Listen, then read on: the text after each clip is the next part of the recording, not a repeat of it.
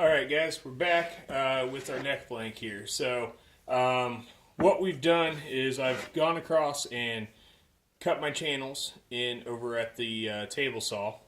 Got that kind of worked out for our truss rods here, top and bottom. And then we've got our side layout here. So what we're going to do now is at the heel here and right here behind the nut, we're going to plug cut some holes here with Forstner bit. Now what this is going to do is as we start to cut through here with our bandsaw, you know, we've got a couple of tight curves. Now we've got a big wide 3/4 inch blade on that bandsaw. So some of these curves are not going to get cut with that. So what this does is this gives a spot for the blade to kind of settle in and a relief spot so we can kind of continue our cuts. So as we come across, you'll see. But anyway, in the meantime, we're going to go ahead and plug cut some of these holes here.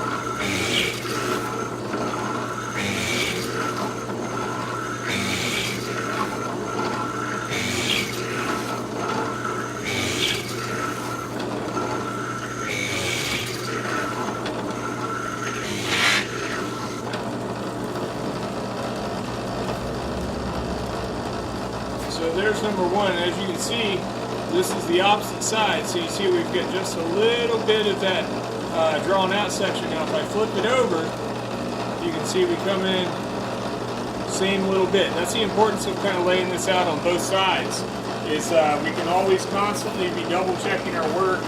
And if this was way out of square, that would show up real fast. Also, this maple's pretty tough stuff. So I know you saw in some of the past videos, pulse in your bit, pull out a little, let it up.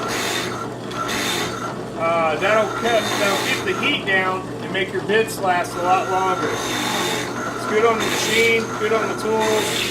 So avoid getting burn marks in your maple.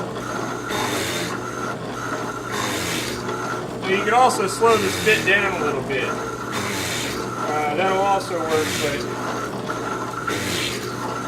I find this to be as effective. But use your own judgment, they're your tools. You know, I'm just showing you how I do it.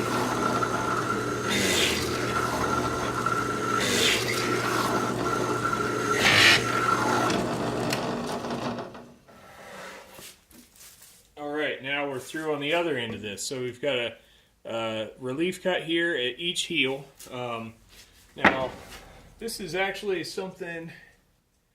the bit's a little too big. Now normally, from here in the past, I've just made these cuts. And yeah, see that bit's actually a little warm to the touch. So, you know, you gotta watch that heat. Heat is really, really hard on the tools. So it'll wear out your tools real quick. So, yeah, I like that right there. That's alright. So I'm actually going to chuck up another bit here and make a couple more holes. In the past I would have just kind of went with what I had there and taken the rest out with the bandsaw. However, I've been trying to, I've reworked a little bit of how I do some things here, and I want to go ahead and put a couple of relief holes here as well for that blade. So I'll go ahead and add those guys on in as well.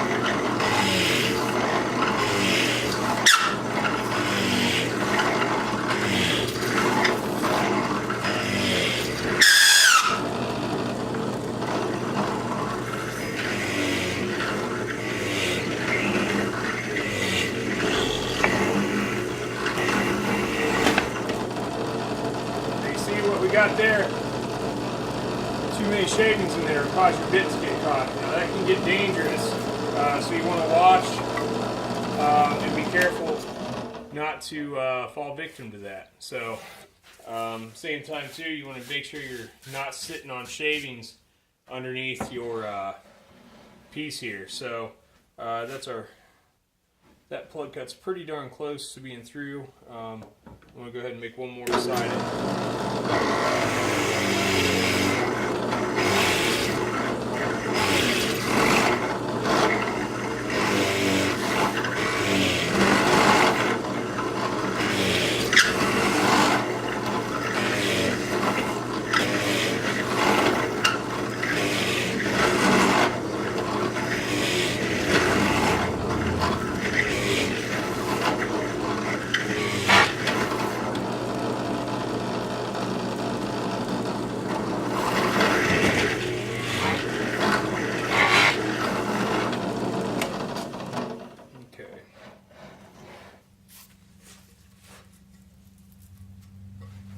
And as you can see there, we're now through. Now, that left a little tip there, which is where our volute's going to be.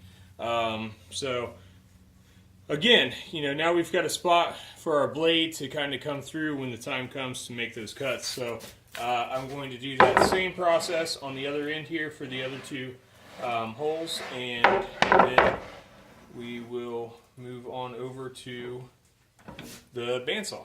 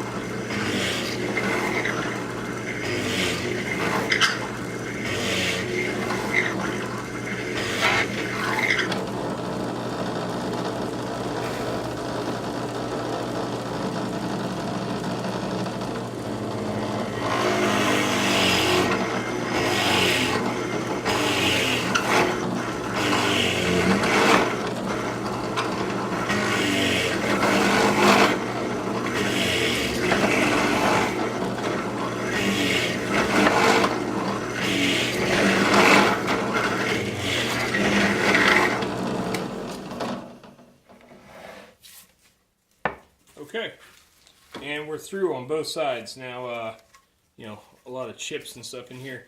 Now, if you notice, something we did not want to do was get into this heel here on the other piece. So that's why I switched out bits. And kind of play it by ear on that one a little bit on what'll work for you, depending on your thickness. This was a little over 3, if I recall.